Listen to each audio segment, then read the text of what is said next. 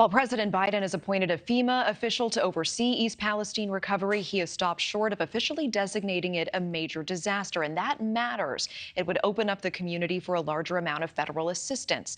And we are joined now by a lawmaker who is trying to change that, Ohio State Senator Kent Smith. Senator, thank you so much for being here.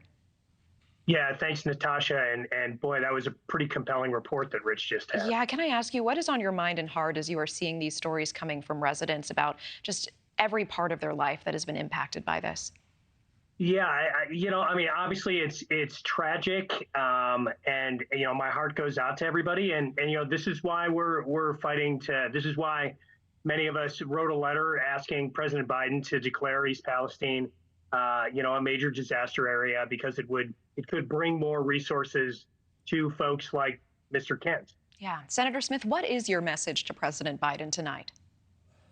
Well, the senator, so we sent a letter. I'm a part of a group called the National Caucus of Environmental Legislators. I do represent part of Cuyahoga County in Cleveland. The report about the train says it went through Cuyahoga County before it exploded in East Palestine, or derailed rather in East Palestine. So the reality is this could have happened anywhere in Ohio, and quite frankly, this could have happened anywhere in the United States. Recently, the president has appointed a federal disaster recovery coordinator. I'm supportive of that step.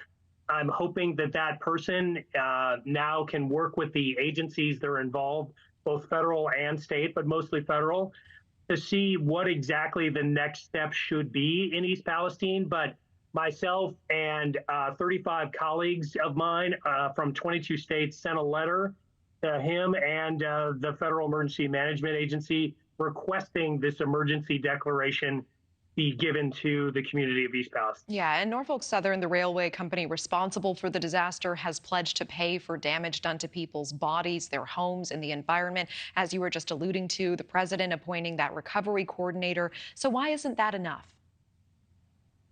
Well, it might be enough, but we don't know yet. Again, the recovery coordinator has just been appointed just maybe 2 weeks ago, 10 days ago.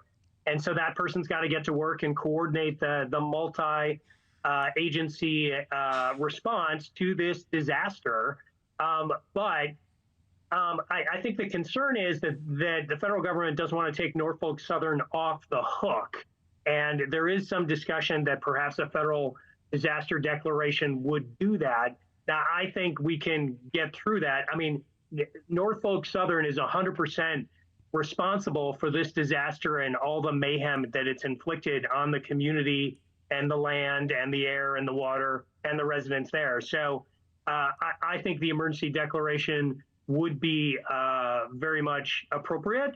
And we're hoping that perhaps with the appointment of this regional coordinator, this recovery coordinator, that they'll eventually come to that conclusion as well. All right, Senator Kent Smith, I appreciate your time. Thanks so much for joining us on the show tonight. Thank you, Natasha. Appreciate you covering this story. Thank you.